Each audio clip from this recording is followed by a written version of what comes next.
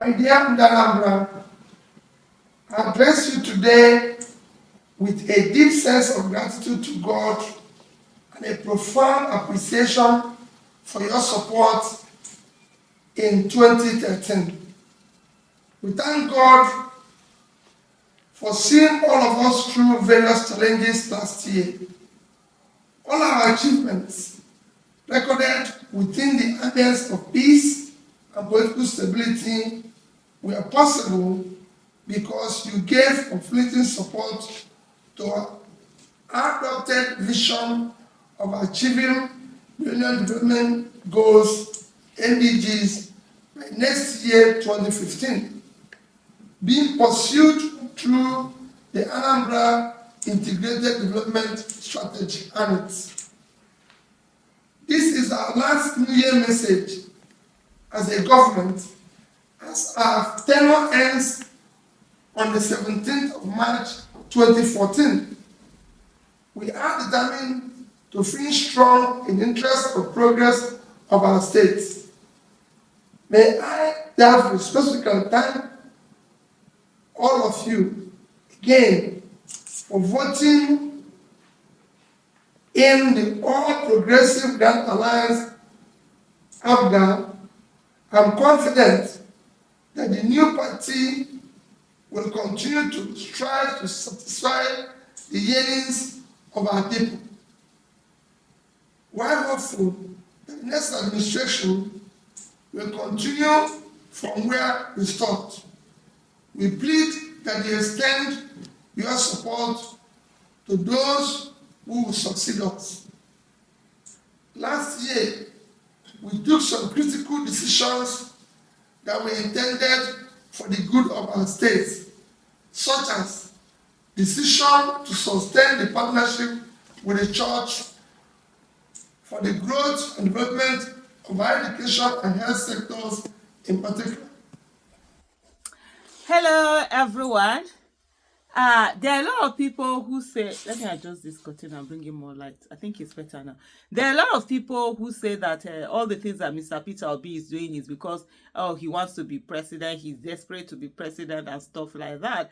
And then you keep seeing things that are being brought back, old things, old videos, and the consistency, the way he continues to do his thing in a very simplified manner. You know what it is when a governor wants to do a press statement, the kind of, paparazzi, the kind of things that are arranged. I'm sure this one probably in his office is just say, oh yeah, bring that table, bring it, put white cloth, put this thing. Meanwhile, there are some governors, the fact that they're going to do a press statement, there might be a company that is giving the event planning, whatever company that is giving the contracts to actually decorate everything, decorate the room or the hall, or make it look this, that. And monies will be spent. Of course, monies will be spent. But here is Mr. Peter Obi delivering his message of hope. I think this was the year that this was his last year in office. He left 2014, if I'm not mistaken. This is his last year of office, and addressing his people in a very simple manner, and just focusing on not spending recklessly, public funds. But a lot of people, what they do spend recklessly is actually public fund, and not even their personal fund. So this is it. If there's one name you call Peter Obi, it's Mr. Consistent, because he has been consistent in this thing.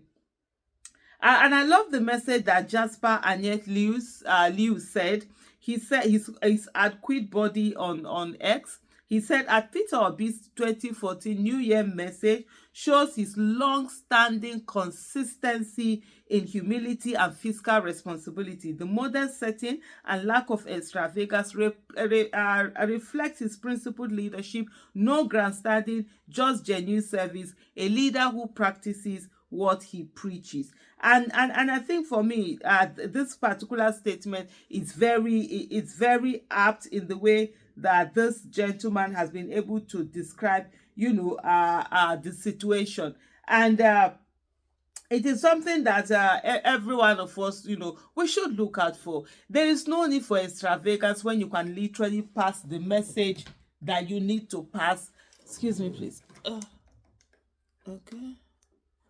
when you have a message that you need to pass in a very simplified manner, what is most important is how the people get the message. And if you're truthful with them, they will get the message. You don't need to sugarcoat it. You don't need to do anything. There's one experience I would like to share. It's not related to the topic, but it's also on the issue of when it comes to public funds or funds that are not yours, the way you're going to handle them is quite different from the way that you should handle your own, personal funds. And I'll give you an example. During the early days of BBOG, there was a particular protest that we were going to do. And so what we normally do as members of the Bring Back Our Girls movement is that we sit down and we collect money. How much do you have to give? So probably so I'll buy 1 carton, I will buy this, I will buy maybe somebody say I'll bring hanky, or they'll give money for that. You say you share, different things. People just donate. You just donate, and sometimes they'll just something is everybody is just putting the money down, and we're able to count it. And some people add their own, send their own stuff like that. So I actually went to a particular supermarket in Abuja. That supermarket is actually expensive. Most things are expensive there.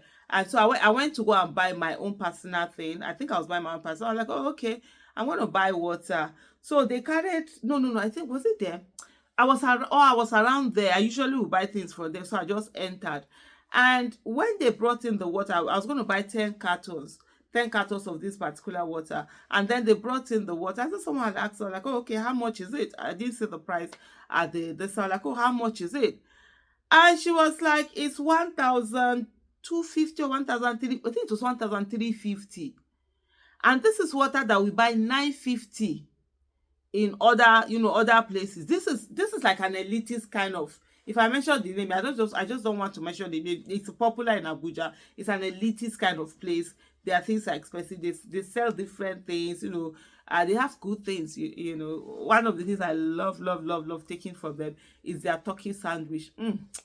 My mouth is watering already. So as soon as I just say, please, so sorry, I'm not buying again, return it. And I returned it and I walked out. And I went across to the other end of the road and I bought the same water for 9,950.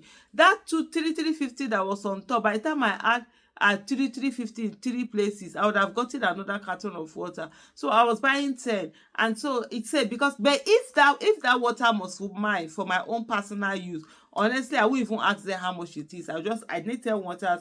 They'll give me. They do the totally. I'm just told the money. Most times I don't. That's how most people ask. I don't even know price of things because when I go, I just buy. I just pick my things, drop it there. You calculate. I don't even check whether they miscalculated or they did not do.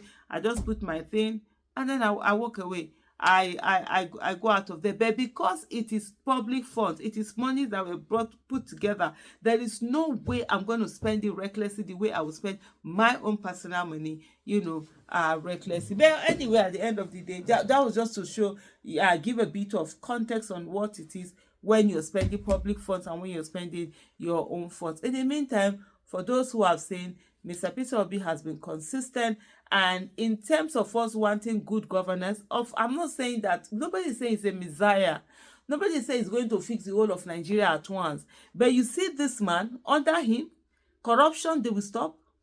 This thing, spending recklessly, will stop. Fiscal irresponsibility will stop, and a whole lot of other things. So why don't we just do the needful and ensure we are not just voting for him, we are protecting the vote and giving him the vote? Thank you.